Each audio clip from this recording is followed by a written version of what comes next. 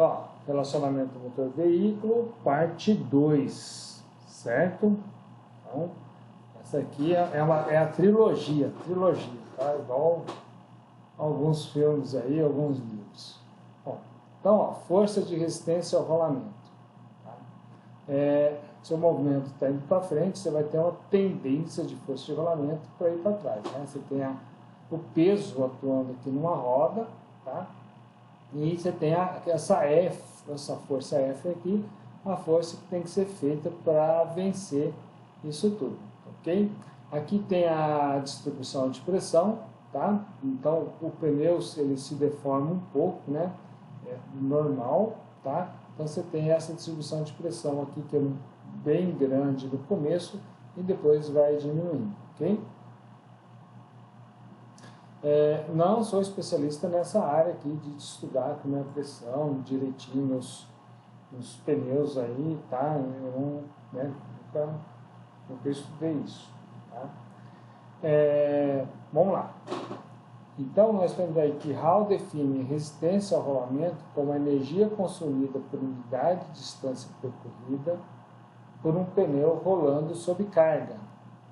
Tá? Então, essa é a maneira como ele define a questão da resistência ao rolamento.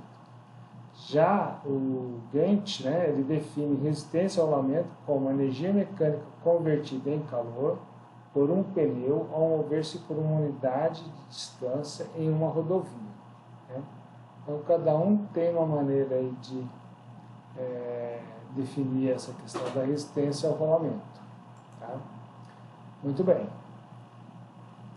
Muitos autores definem uma força de resistência ao rolamento que atua contra o movimento do automóvel. Tá? A força de rolamento é dada por uma força de rolamento frontal mais a força de rolamento da parte traseira, das rodas traseiras. Tá? Vai imaginar que um carro só tem duas rodas dianteiras, tá, pessoal?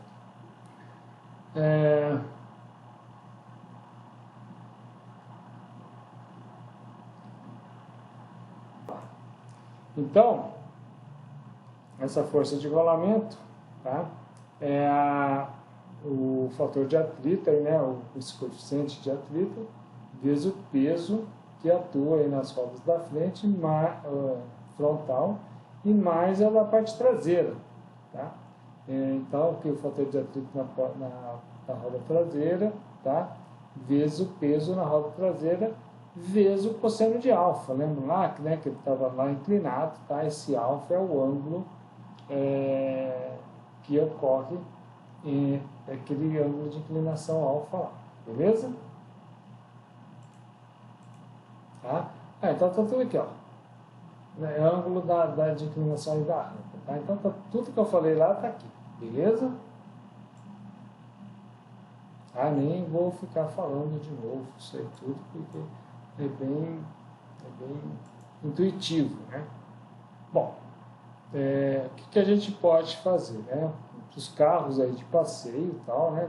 Temos algumas situações, e nós vamos simplificar, tá? Vamos simplificar as coisas, nem sempre é tanto assim, mas aproximadamente, né? O coeficiente de resistência ao rolamento são praticamente iguais, tá? A gente vai considerar aqui, tá?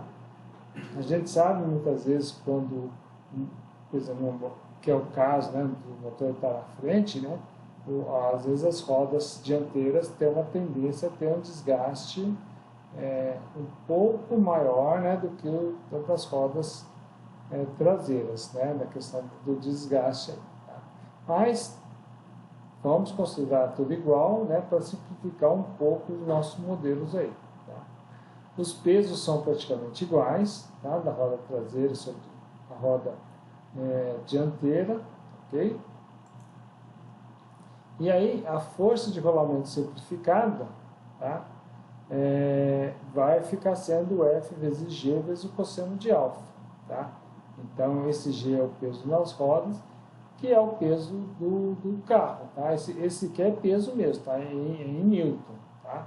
Se for dada a massa do carro, por exemplo, multiplica pela aceleração da gravidade. Beleza? O carro pesa 1.000 quilos, 1.000 vezes 9,81, 9.810 Newton. Tá?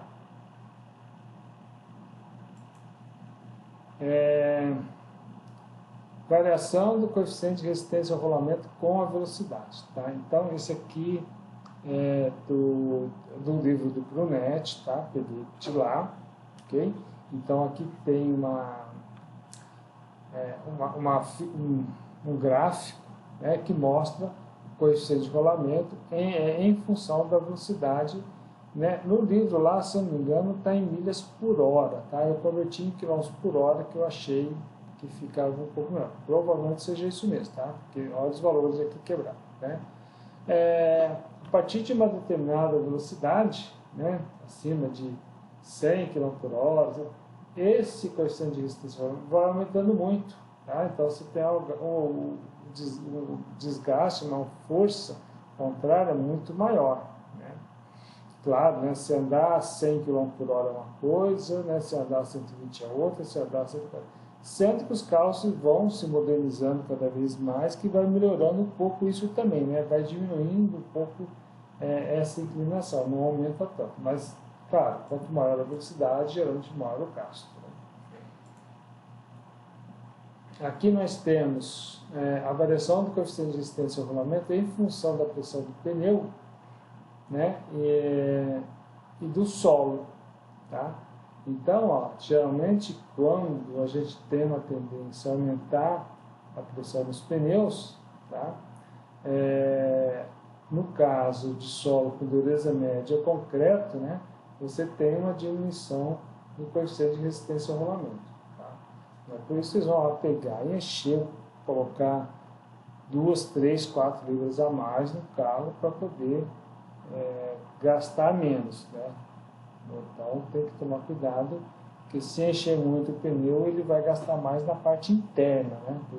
Da parte central do pneu, não interna, na parte central do pneu. Tá? Se enche de menos, ele tem uma tendência a desgastar nas extremidades do pneu. Então, você tem que seguir as recomendações aí da concessionária, ok? Do fabricante aí. Na areia acontece ao contrário, né? Você vai aumentando a pressão dos pneus e vai tendendo a aumentar esse coeficiente de resistência ao rolamento, porque que a areia não é uma superfície firme, né? Uma superfície mole, né?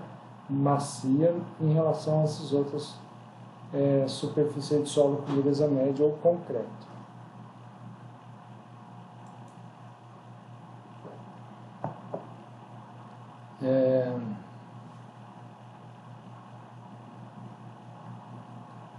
Então, ó, aqui, ó, no caso, ó, a pressão interna do pneu tem influência em diversas condições operacionais do veículo, tá?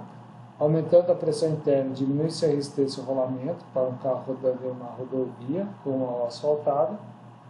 Entretanto, o desgaste e a estabilidade em curvas são alteradas, tá? Então, tem que tomar cuidado com isso, né? Nada de querer fazer as coisas fora das especificações aí.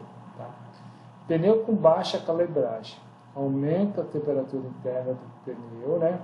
Tem um desgaste prematuro, maior consumo de combustível e instabilidade nas curvas. Né? Então, cuidado, tem que tomar cuidado mesmo. Né? Se pegar no caso, bicicleta, né? Se o pneu tiver com baixa calibragem, na hora de fazer a curva, você sai dançando, né? Junto com a bicicleta. No caso de bicicleta. Pneu com alta calibragem, né? Tem o desgaste do centro de rodagem, né? Como eu falei, rachadura na base dos sulcos, tá? E maior propensão a estouros e penetração de objetos. Tá?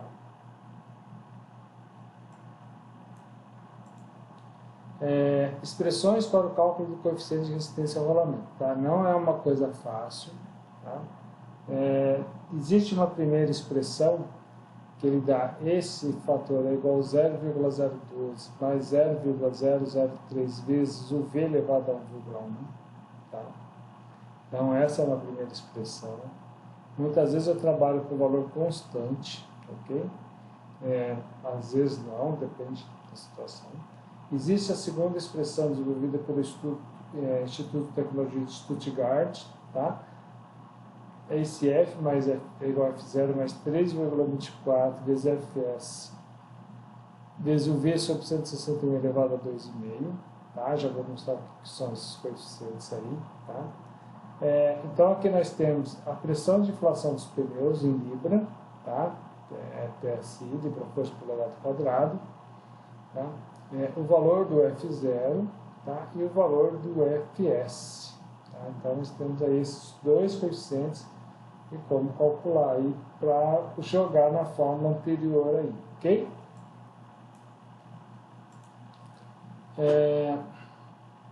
Para a velocidade até 130 km por hora, o coeficiente de resistência ao rolamento poderá ter variação linear com a velocidade conforme a terceira expressão, que é essa aqui, ó. Podemos usar essa aqui. A quarta expressão, né, que é o F igual a 0,01 vezes 1 mais a velocidade sobre 161. Tá? A quarta expressão leva em consideração o tipo do piso. Tá? Então nós temos aí ó, a equação válida para veículos pesados e médios, como caminhonetas, caminhões, ônibus. Então esse F é igual a esse 0,0068 mais 0,000046 vezes V. Tudo isso multiplicado por S. Tá? Vamos ver, né? V, no caso do V, a velocidade. Bom, deixa eu... Tá? A quarta expressão leva em consideração o tipo do piso. Tá? A equação é válida para o líquido leves é essa aqui. Ó, tá? F é igual a 0,0116 mais esse 0,0000142 vezes V vezes S. Tá? Ó, essa aqui, veículos pesados, tá? E essa outra aqui, veículos leves. Então esse S é o parâmetro dimensional que depende do tipo de piso. Já vou mostrar para vocês tudo isso aí. Tá? Esses valores aí são tabelados. Tá? Então, ó, coeficiente característico do tipo de piso. Tá? Se for concreto ou asfalto, esse coeficiente S vale 1,316. Se for dureza média ou terra, vale 7,017. E se for areia, vale 26,316. E aqui nós temos o coeficiente de resistência ao rolamento F para diversos tipos de pisos e veículos. Então nós temos aqui desde concreto ou asfalto, tá? Dureza média ou terra, até areia. Os três, né, básicos. E nós temos para carros de passeios, caminhões pesados e tratores. Tá? Então nós temos esses coeficientes aí. Ok?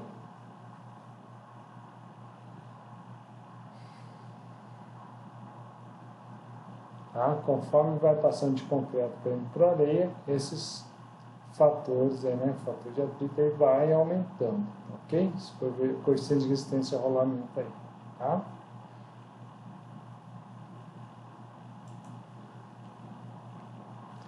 Bom, vamos para outra força agora, né? A próxima, né? A força de rampa. Tá? É a força do veículo para vencer uma certa inclinação, alfa, é a componente do peso na direção do movimento do carro, só que no sentido do declive. Tá? Então, por isso que a força da rampa vai ser G vezes seno de alfa. Tá? A inclinação de uma rampa, tá? A inclinação dela em porcentagem, tá? É a tangente de alfa vezes 100%, que é a projeção vertical sobre a projeção horizontal, que é a tangente de alfa, vezes 100. Beleza? Então, se fala que tem uma inclinação de 3%, tem que dividir por 100 e achar o ângulo do arco tangente de alfa. Tá? Acho que eu até coloquei um exemplo aqui. Deixa eu ver passar. Coloquei porque eu sei que... Né, ó.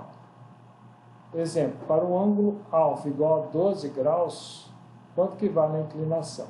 Então, a inclinação em porcentagem, tangente de 12 graus vezes 100% dá 21,3, inclinação de 21,3%. Tá?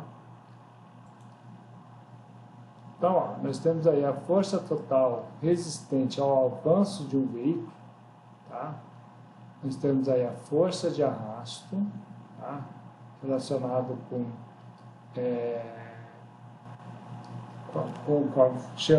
a resistência ao movimento, resistência do vento, né, no caso, está relacionado com a aerodinâmica, mais a força de rolamento, que é o dos pneus, ok? O atrito com o chão, e mais a rampa. Tá? Se o carro estiver numa descida, essa força aqui, né, vai ajudar um pouco. Então, ó, o raio de rolamento, que é uma coisa que eu comentei, tá? A área da roda é dividida por 2, mais esse LB vezes SB, vezes CP sobre π. Tá? Esses termos aí, ó, então aqui, ó, é a medida do aro da roda, tá? É o diâmetro da roda, ok? LB é a largura da banda de rodagem, ou seja, a largura do pneu, e SB é a relação entre a altura do pneu e a largura da banda de rodagem. Tá? E esse CP é um coeficiente adimensional. Tá bom? CP é característico para cada tipo de pneu, ok?